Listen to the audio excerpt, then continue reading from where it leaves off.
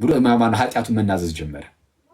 እሺ እኔ ቅስና ልሾም ፈልጌ ባልሾሙኝ ጊዜ ቅስና ፈለገ መሾምና ግን አልሾምም ነው አትሾምም ሲባል በአንድ በሌላ ምክንያት አናቆም አልተጻፈልንም።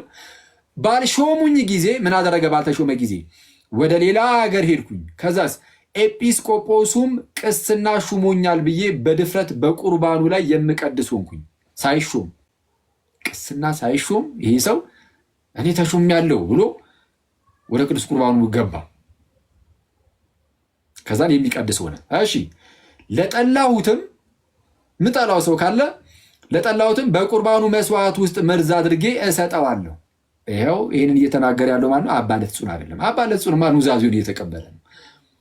ኧረ እኔ ከዚህ ቀደም እንደው ማንም ሰው ኃጢአትን ሰርቶ በማያውቀው ደረጃ ሰርቻለሁ፣ ይኸው ይህንን አድርጌያለሁ፣ ጭራሽ እዚህ ውስጥ ራሱ መርዝ ጨምሬ ሲሰጥ ነበር አለ።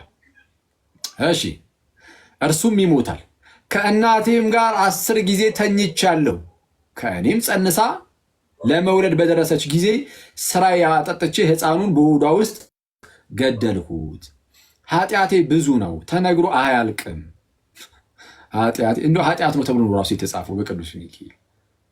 እንደዚህ የሚያደርጉ ሰዎችን ነው እንትን የምታመልከው ይላል። ኧረ ሲጀመር ሰዎችን አናመልክም። ሲቀጥል ያደረገው ራሱ አባ ለትጹን አይደለም እንዴ? ኢቭን አባ ለትጹን ብቻ አይደለም ያኛው ሰው ራሱ ኃጢአት እንደሆነ አምኖ እየተናገረ እየተነዘ ያለው ኧረ እኔ ኃጢአትን ሰራሁ ነው። ኃጢአቴ ብዙ ነው ተነግሮ አያልቅም። ከበጎ ስራ ምንም ምን የሰራሁት የለም። ነገር ግን በጸሎት አትርሳኝ፣ ከዚህ ከኃላፊ ዓለም መውጫ ይደርሷልና ወዲያውም በክፉ አሟሟትም ሞተ ብሎ ይናገራል። ይህ ሰው በነገራቸው ላይ አሁን ወደ ታች ዝቁላችሁ ታነቡ አባ ለትጹን እንደጸለየለት ግን ጸልዩለት ራሱ ገነት መግባት እንዳልቻለ ይናገራል። ጸልዩለት ራሱ ከሞተ በኋላ ያውም የጸለየለት ምን ድረስ እንደሆነ ይናገራል።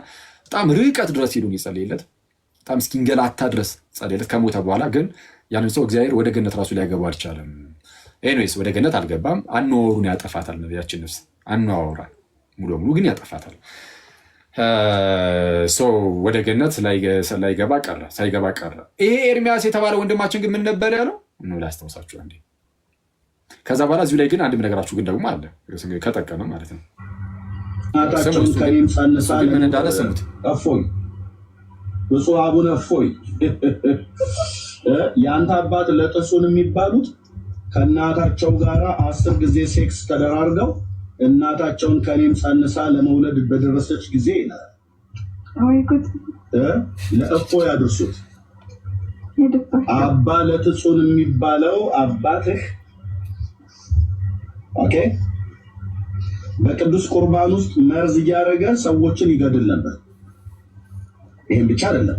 እሺ ማለት ከአሁን በኋላም እንደዚህ ሲሪየስሊ ነው የምታዩቸው እንደዚህ አይነት ሰዎችን ይገድል ምናምን እያሉ ማለት እንደዚህ አይነት ነገር እያወሩ የሚውሉ ሰዎችን የምር ያን ያህል በቁም ነገር ታያችሁ አላችሁ ጋይስ? ያን ያህል ከቁም ነገር ትቆጥሯችሁ አላችሁ? እነዚህ እኔ ፕሮቴስታንቶች እኔ ክርስቲያኖች እንኳን ማንም ቼክ የማያደርጋችሁ ምን ላይ ነው ያልኳችሁ? ይኸው ስንክሳር ወርሃ ሰኔ 17 ቀን ላይ ያለ ታሪክ ነው። የትኞቻችሁ ማንበብ ትችላላችሁ? በፒዲኤፍ ማግኘት አልቻለም ካላችሁ ሂዱ ቴሌግራም ላይ ሂዱ። ኢኦቲሲ ላይብራሪ የሚል ቻናል አለን። የኛው ቻናል ነው። እዛ ላይ ተቀምጦላችኋል። ስንክሳር ብላችሁ ብቻ ሰርች አድርጉ። ከዛ የየወሩ ብቻ ለብቻ ነው ያለው። የሰኔ ወርን ሄዳችሁ አውርዱትና 17 ነው አንብቡት። ቀን 17 ነው። ያው ኤርሚያስ ወዳጃችን ካለ መጥቶ ይኸው ስህተት ነህ ብሎ ይኸው ይህንን ይንገረኝ። እዚህ ጉዳይ ላይ ማውራት ከቻለ ኤርሚያስ ብቻ አይደለም የትኛውም ፕሮቴስታንት አባ ለትጹን ይህንን ያደረገው የሚል ካለ ይኸው መጥቶ ያሳየን። እናስገባችኋለን። ኮመንት አበራላችሁና ያው አለን ይበሉኝ፣ አስገባችኋለሁ። እሺ አስገባችኋለሁ።